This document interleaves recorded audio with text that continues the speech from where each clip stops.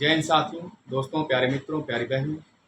हिंदी ज्ञान सागर के इस प्लेटफॉर्म पर आप सभी का स्वागत, अभिनंदन।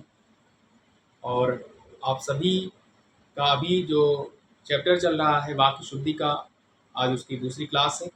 तो कुछ उदाहरण मैंने यहाँ दिया है। इसी तरह के क्वेश्चन आपसे पूछे जाते हैं और आने वाले संभावित परीक्षाओं में भी पूछे जाएंगे। तो थोड़ा सा सीखने का प्रयास कर लें और देख लें किस तरह के क्वेश्चन आते हैं और लोगों को भी शेयर कर दें। ठीक है, तो चलिए क्लास को शुरू करते हैं। तो पहला देखिए, बाघ और बकरी एक घाट का पानी पीती है। तो यहाँ पर जो है बाघ और बकरी एक घाट का पानी पीती हैं। इसके पहले वीडियो में मैंने बताया था पहली क्लास में कि अगर बाघ के पुल्लिंग और स्त्रीलिंग दोनों में है तो हम प्राथमिकता ज़्यादा से ज़्यादा पुल्लिंग शब्द की देंगे।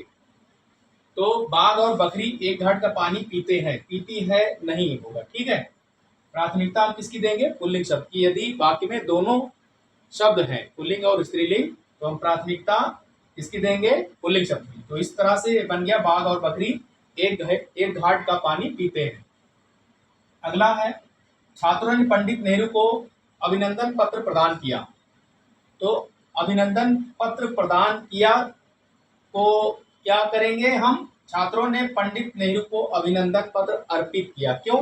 क्योंकि बड़े हमेशा जो है वो प्रदान करते हैं और छोटे हमेशा अपने से बड़ों को कोई चीज अर्पित करते हैं। तो यहाँ पर ये त्रुटि है। यहाँ पर छोटे बच्चे जो है वो बड़े को दे रहे हैं। ठीक है, अपने से बड़े को दे रहे हैं, रिस्पेक्टेबल आपकी को दे रहे हैं। तो यहाँ पर प्रदान करना नहीं, अर्पित करना होगा। ठीक है, यहाँ पर लिख दिया है मैंने, आपको अगर ना दिखे तो मैं पढ़ दे रहा हूँ। प्रदान बड़ों की ओर से छोटों को दिया जाता है, जबकि बड़ों के लिए अर्पण शब्द का प्रयोग होता है। अगला देखिए, हमारी सौभाग्यवती कन्या का विवाह होने जा रहा है। ठीक, सेंटेंस में कोई गलती नहीं, लेकिन फिर भी देखिए, सौभाग्यवती हमारी आयुष्मती कन्या का विवाह होने जा रहा है। अब यहाँ सौभाग्यवती जो है वो नहीं होगा। कारण क्या है कि अभी विवाह नहीं हुआ है, अभी होने जा रहा है। जब विवाह हो जाएगा तब कन्या क्या हो जाएगी? सौभाग्यवती कहलाएगी।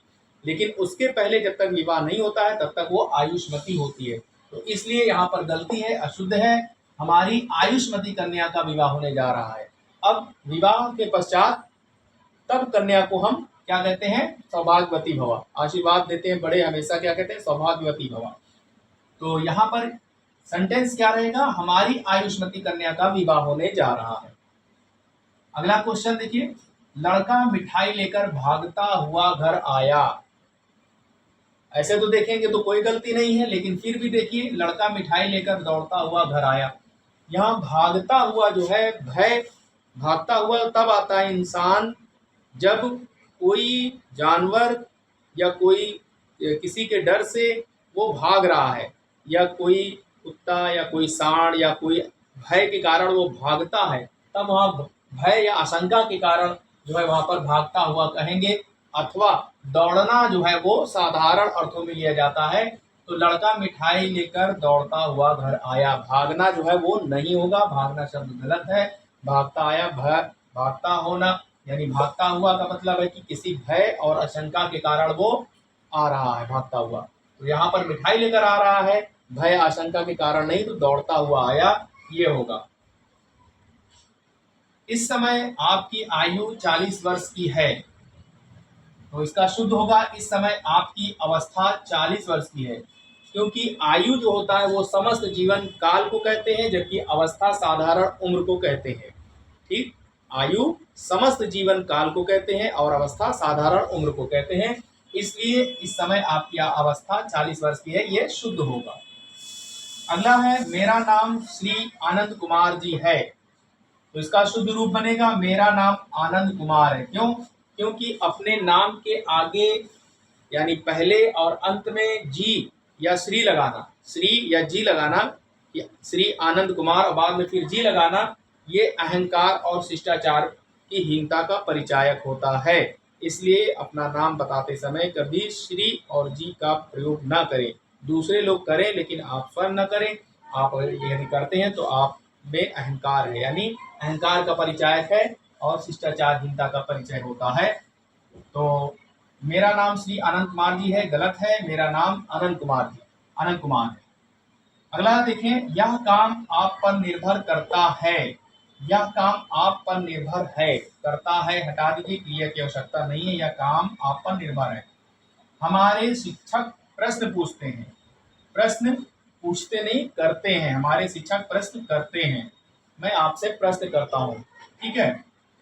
मैं आपका दर्शन करने आया हूँ, तो यहाँ पर क्या होगा, मैं आपके दर्शन करने आया हूँ।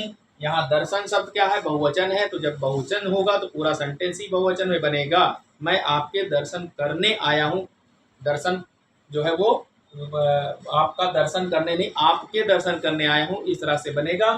तो इसके पहले वाली आप क्लास को जरूर देखें, क्लास फर्स्ट को, उसमें मैंने कुछ नियम बताए हैं, ठीक। और भी बहुत से सेंटेंस अभी बाकी हैं जो आपको अगली कक्षाओं में मैं बताऊंगा, ठीक है। तब तक लिए आप जो है हमें जो है इजाज़त दें, फिर आपको मिलेंगे नेक्स्ट वीडियो में। धन्यवाद, जय हिंद।